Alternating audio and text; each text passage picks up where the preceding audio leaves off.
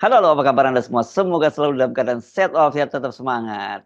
Bung Rocky kalau ngelihat manuver-manuver politiknya Pak Jokowi ini makin asik ini ya menjelang akhir masa jabatannya. Ini hari ini pagi ini Pak Jokowi akan menyematkan tanda Jenderal Kehormatan untuk Pak Prabowo ya. Jadi naik satu tingkat pangkatnya dari Jenderal menjadi Jenderal Kehormatan. Dan dia bukan orang pertama sesungguhnya yang menjadi Jenderal Kehormatan, itu banyak sekali di masa Orde Baru dan kemudian juga pada masa Ibu Megawati juga ada. Jadi bukan hal yang baru, tetapi dilakukan oleh Pak Jokowi kepada Pak Prabowo di tengah suasana ketika Pilpres belum selesai gitu, dan ada klaim kemenangan dari Prabowo. Tentu ada maksud-maksud tertentu ini, Bung Rocky.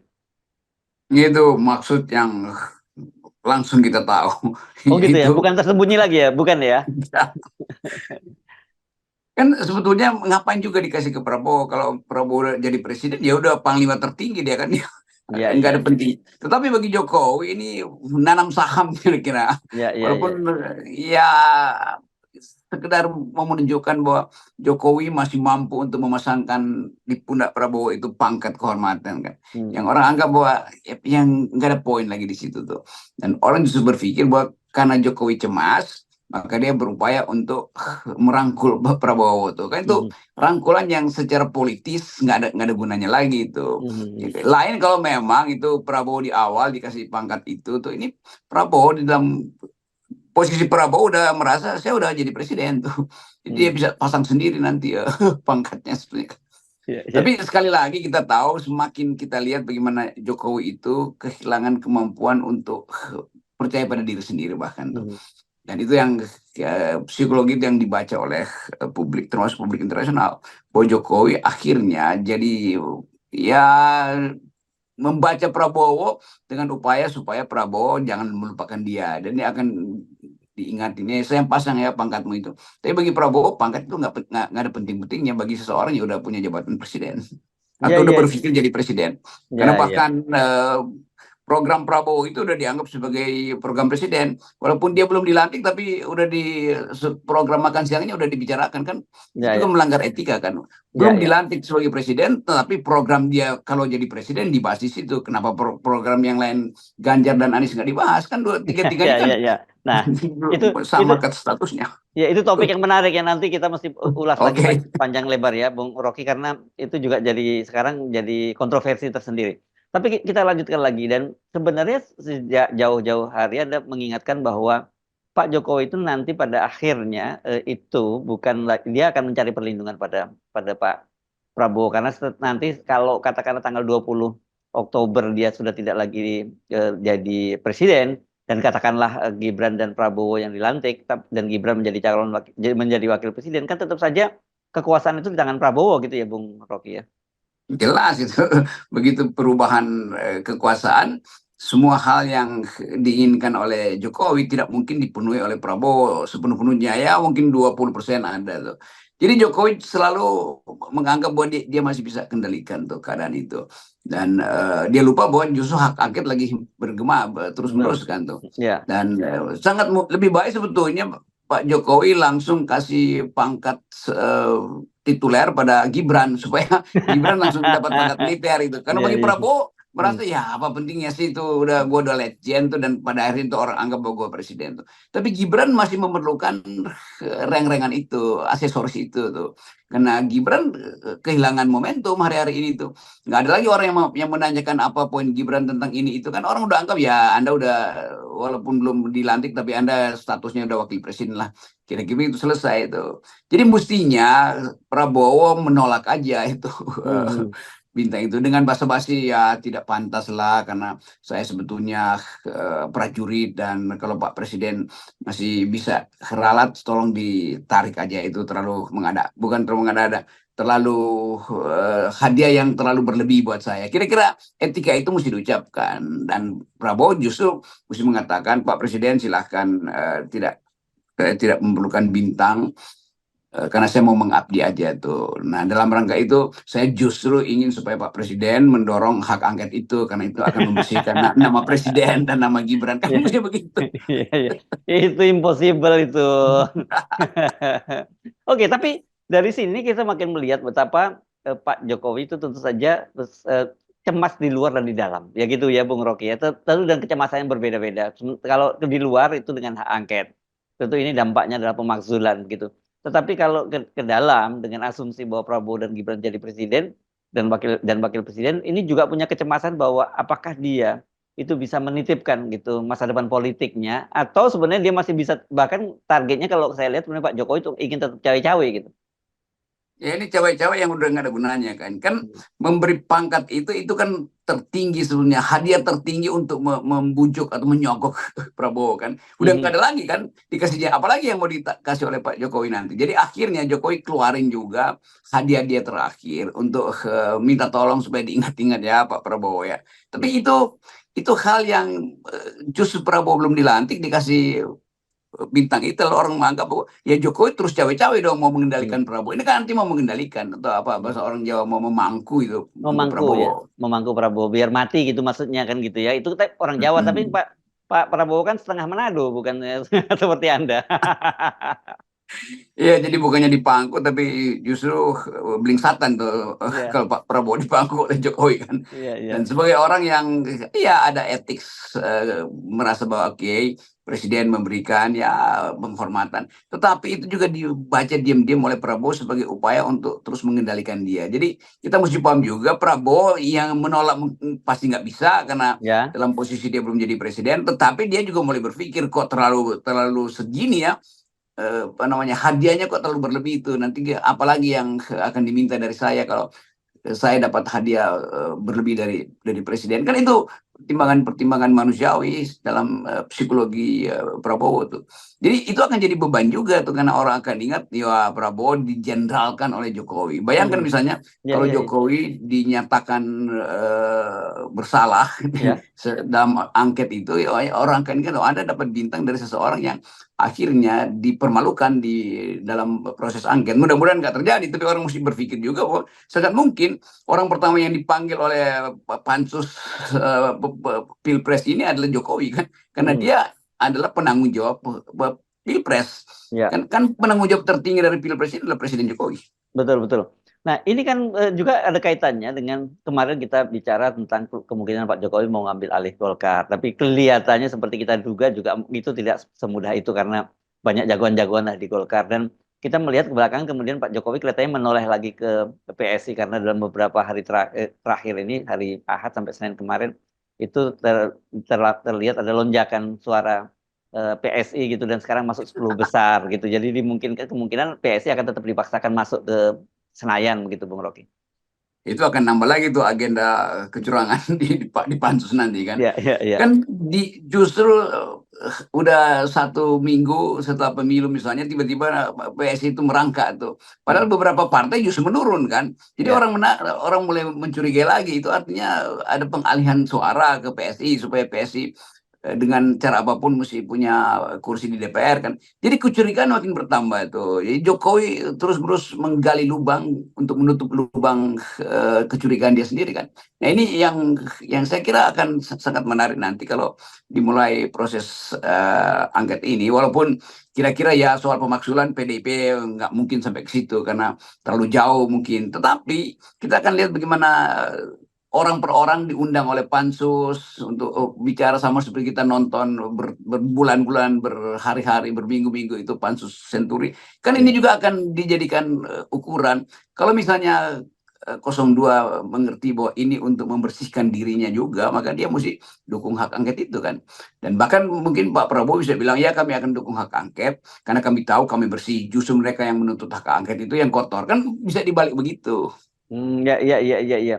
Jadi saya kira ini sebenarnya tidak, sekali lagi ini tidak perlu terjadi ya kalau Pak Jokowi itu tidak perlu cawe-cawe, karena sebenarnya dengan 2 periode sebagai seorang presiden terpilih melalui pemilu itu saja, lepas dari kontroversinya begitu, ini kan sudah karir yang tertinggi gitu. Tapi karena ambisi pribadinya yang masih terus ingin cawe-cawe dalam kekuasaan, akhirnya terjadi seperti situasi yang seperti sekarang ini gitu.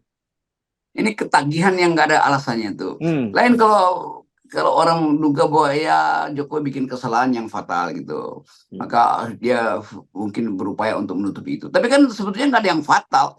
Tetapi justru karena Jokowi menginginkan dinastinya itu melindungi dia, maka orang anggap pasti ada sesuatu yang fatal. Jadi justru umpan dari Jokowi itu termakan dengan cara terbalik oleh publik. Oh, Jokowi menyimpan banyak kesalahan apa aja yang mungkin anak-anaknya masih ada kasus yang misalnya dilaporkan sama Obedillah itu soal money laundering, masih ada soal ijazah palsu. Semua itu kan menjadi permainan dalam pikiran publik.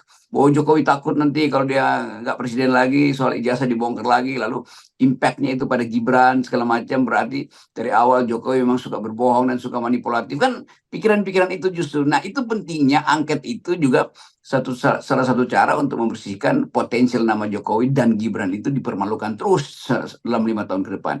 Jadi sebetulnya kita mulai mendorong angket itu bukan untuk menentukan siapa pemenang pemilu, itu urusan kandidatnya tuh antara Ganjar dan Anies, tetapi kita mau supaya nggak ada semacam kecurigaan. Kalau Prabowo jadi presiden, Gibran jadi wakil presiden, nggak ada kecurigaan. Oke, itu clear. Jadi mestinya Prabowo mendorong hak angket ini, dan Gibran juga mesti bilang, oke, kami bersedia diangket karena kami bisa menjawab semua pertanyaan itu. Dan yang menuduh kami justru yang mesti membuktikan terbalik nanti.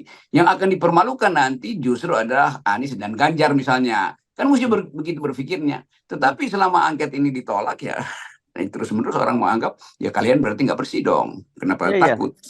Ya, saya kira sebenarnya tanpa kita mendahului ya Bung Rocky, kan kita sebenarnya juga publik juga paham apa saja sih yang terjadi menjelang kemudian selama dan sesudah Pilpres itu ya Bung Rocky.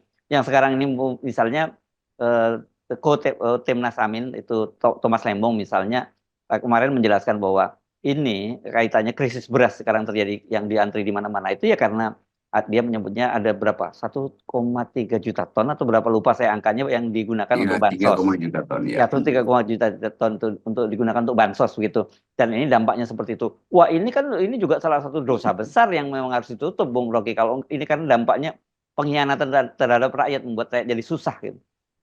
Ya, itu yang disebut sebetulnya kalau didalilkan bahwa ini kecurangan yang TSM, terstruktur sistematis dan masif, ya yang begini-beginian, bukan soal jumlah suara yang mesti dibuktikan, kan disebut terstruktur sistematif dan masif itu karena kualitas pemilu itu menyebabkan orang mencurigai itu. Nah, kecurigaan itu yang mesti diajukan ke Mahkamah Konstitusi, dan Mahkamah Konstitusi mesti mulai memeriksa kenapa ada kecurigaan, kan itu dasarnya. Bukan Mahkamah Konstitusi minta bawa ke sini C1-nya tuh supaya kita bandingkan berapa suara yang kalian klaim tuh beda 30% misalnya. Itu bukan itu maksudnya dari. Kalau itu soal pengadilan pemilu ya aja biasa di Bawaslu segala macam. Tapi orang pergi ke Mahkamah Konstitusi untuk semacam doa terakhir gitu. Nah, doa itu nggak perlu ada datanya, hanya ingin dilihat apakah desain awal itu penuh kecurangan, lalu diberi keterangan aja kan oleh Mahkamah Konstitusi. Oh ya, memang ada potensi kecurangan tuh. Karena itu dibalikin ke panitia pemilu mau diproses apa enggak tuh. Ya mungkin KPU bilang ya memang ada curangnya, tapi kami nggak mungkin mengulang pemilu, kan selesai. Tetapi Mahkamah Konstitusi jangan jadi semacam loket untuk mengadu dan disuruh bawa buktinya. Nggak begitu. Mahkamah Konstitusi didesain untuk ide judicial activism. Jadi Mahkamah Konstitusi mesti memungkinkan orang membaca bahwa ada kecurangan yang terstruktur, sistematis dan masif, tapi bukan sekedar soal data. Itu masalahnya tuh. Ya. Nah, ini kan orang kemudian menuntut kan kalau Mahkamah Konstitusi membuat norma baru saja bisa. Ya, dalam kasus Gibran itu kan dia membuat norma baru gitu. Masa dalam soal ini kemudian mereka rigid berpatokan pada undang-undang bahwa kami cuma menangani sengketa penghitungan suara, bukan soal yang lain gitu. Ya kalau itu sekedar itu sampai berarti 5 tahun lagi, 15 tahun lagi pola yang sama akan berlangsung. Lalu Mahkamah Konstitusi bilang ya kami cuma memeriksa data itu dan sulit dibuktikan. Artinya kecurangan akan berlanjut terus kan. Nah, kalau sekarang Mahkamah Konstitusi kasih sinyal kami akan periksa bukan sekedar data kuantitatif, tapi kondisi kualitatif dari pemilu itu sendiri tuh, mulai dari waktu mantan ketua kami putuskan, kami diingatkan oleh publik, karena itu kami akan tinjau itu dari segi etik. Kan itu mestinya yang disebut sebagai kemuliaan dari hakim-hakim Mahkamah Konstitusi. Kalau enggak, itu orang akan anggap ya apa bedanya tuh Mahkamah Konstitusi dengan pengadilan yang sekedar menerima berkas lalu buka undang-undang. Ya udah, ini salah, ini enggak. Ini bukan sekedar buka undang-undang, tapi etika bernegara. Ya. Nah, karena itu saya kira kita jadi memahami mengapa kemudian Jokowi melakukan berbagai manuver. Ya karena Ya, begitu betul. disodorkan data-data agak sulit untuk menghindar lagi bahwa ya memang TSM pemilu itu. Oke, jadi dari awal TSM itu udah bekerja di kepala Jokowi. Yes, Bahkan sebelum data kecurangan itu dikumpulkan, ya. udah curang, apa namanya itu, Sejak dalam sudah, pikiran, sejak iya, dalam pikiran. curang sejak dalam pikiran. Kenapa? Ya dari awal Jokowi menghendaki kekuasaan dia bertambah kan. Mhm. Kan nggak mungkin dibuktikan. Apa buktinya bahwa Jokowi ingin memperpanjang kekuasaannya? Itu 3 periode, itu penundaan pemilu. Ya tapi itu kan wacana aja. Iya tapi wacana yang udah dipikiran. Lalu tiba-tiba dapat pikiran yang lebih konkret. Ya udah sodorin aja ke Mahkamah Konstitusi supaya Gibran diloloskan. Kan Ya, itu ya, yang kita sebut sebagai mahkamah mesti berpikir bahwa ini memang terstruktur di dalam pikiran Jokowi, sistematis dalam perencanaan, dan pada akhirnya masif dalam bentuk BLT, amplop segala macam. Kan itu pengerahan ASN, kan itu yang masifnya di situ. ya. Tetapi terstrukturnya adalah pada ide untuk memperpanjang kekuasaan. Hmm. Dan saya kira itu kemudian menjelaskan mengapa kemudian sampai kemudian kesimpulan untuk menaikkan pangkat Pak Prabowo dan sebagainya itu ya, Bung Nah, Rocky itu kan. itu Ya, satu garis pikiran semuanya itu tuh. ya, Jadi semua bolong yang masih terendus oleh publik dan jurnalis bahwa Jokowi akan kehilangan kapasitas untuk mengendalikan politik dihitung ulang oleh Jokowi. Oh, kalau begitu mungkin dengan memberi hadiah pada Prabowo, Prabowo akan ingat lagi dan rakyat akan kembali menganggap bahwa Prabowo itu ada peralatan saya. Itu kan itu intinya kan. ya, ya. Tapi dari segi kekuasaan Prabowo, Prabowo akan anggap sekarang udah berbalik, saya presiden, jadi suka-suka saya untuk menentukan nasib negeri ini. Dan itu yang kita sering katakan, persaingan itu akan terjadi antara Jokowi dan Prabowo. Ya, ya, ya, ya, ya, ya. Jadi dengan analisis semacam itu atau kecurigaan semacam itu, gitu mungkin lebih konkretnya lebih enak begitu ya, Bung Rocky, kita bisa menduga bahwa pemberian pangkat ini kenaikan pangkat pada Prabowo bukan manuver terakhir dari Jokowi. Masih akan ada banyak manuver-manuver lain yang mungkin kita sendiri bukan tidak bisa menduga, tapi kita tidak pernah bisa membayangkan ada seorang kepala negara bisa melakukan hal semacam itu, gitu tepatnya. Ya, dan sebetulnya ini manuver yang makin lama makin dangkal manuvernya kan. Ya, Kan mestinya manuver itu mestinya makin rumit sehingga memerlukan Sherlock Holmes untuk meneliti ini manuver apa gitu. ya, ya, ya. Tapi kita nggak perlu lagi Sherlock Holmes, netizen aja langsung tahu, oh ini sogokan lagi nih. Jadi kasihan juga Jokowi itu, semua hal yang dia persiapkan langsung diduga sebagai upaya untuk menyogok Prabowo. Sementara Prabowo merasa ya silakan sogok, toh faktanya sudah presiden, dan kepastian itu mungkin tinggal tunggu 2-3 minggu ke depan tuh, karena itu persiapan bahkan udah dibantu oleh Presiden Jokowi untuk menghitung anggaran, dan Sri Mulyani tetap dalam posisi yang bingung ini mau diiyain apa nggak diiyain, padahal sebetulnya belum selesai perhitungannya kan. Ya, ya. Jadi hal-hal ini yang menunjukkan Jokowi tetap akan cawe-cawe itu. Dia mau Ya. pastikan betul bahwa anaknya itu akan dilindungi oleh rejim yang baru. Yes, oke. Dan sekali lagi Anda juga pernah menyampaikan kalau seorang raja dalam permainan catur sudah terlalu banyak bergerak ke sana mari, itu berarti tandanya akan sekakmat gitu ya. Ya, itu mungkin 3 langkah lagi tuh Jokowi kehabisan energi itu. Jadi ya udah, mending diam itu dan jadi sasaran tembak, Ya. terutama oleh opini publik yang akan berkembang di panitia angket. Oke, baik. Terima kasih, Bung Rocky. Ya, tetap Ya, kita nolkan semua tetap. kedangkalan.